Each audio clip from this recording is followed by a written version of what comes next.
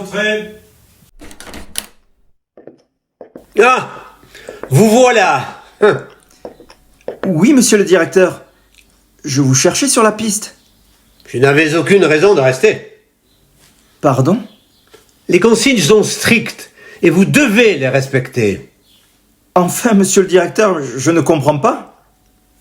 J'imagine que vous êtes content de vous.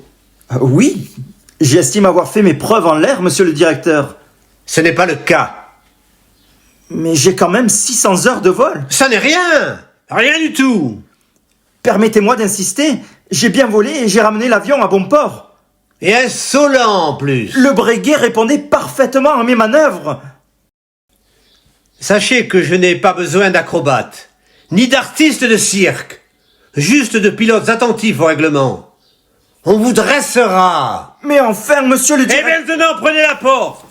Et revenez lorsque vous serez plus discipliné.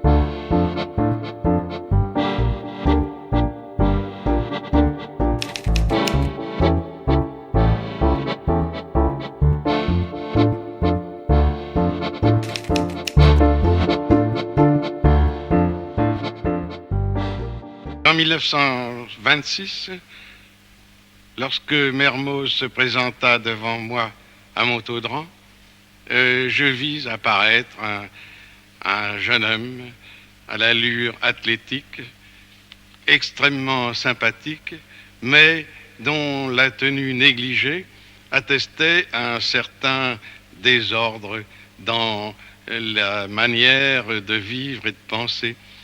Mermoz arrivait chez nous, repoussé, en somme, rejeté par la société.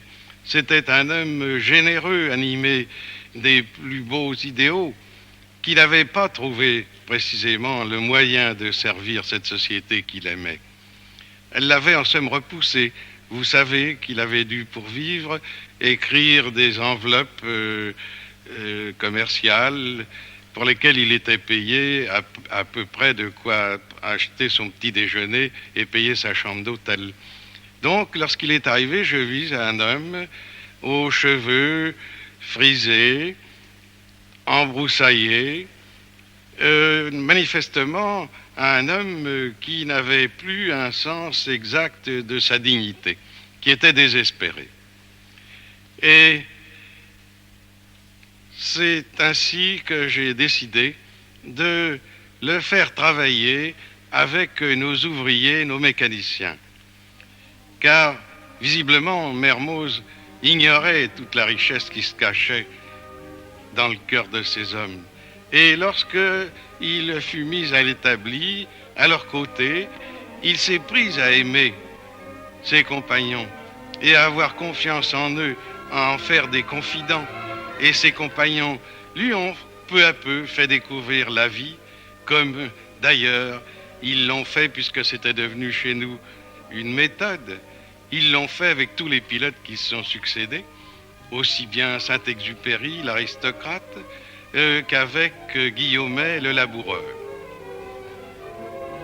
Ces hommes ont nivelé, en fait, ont créé un nouvel homme. Lorsque ceux-ci passaient parmi eux, ils en ont fait des hommes qui n'attachaient plus d'importance aux choses médiocres, mais qui voyaient au-delà de ces choses, et qui travaillaient, qui se dévouaient, qui avaient trouvé une raison valable de fournir et de poursuivre un effort jusqu'au résultat.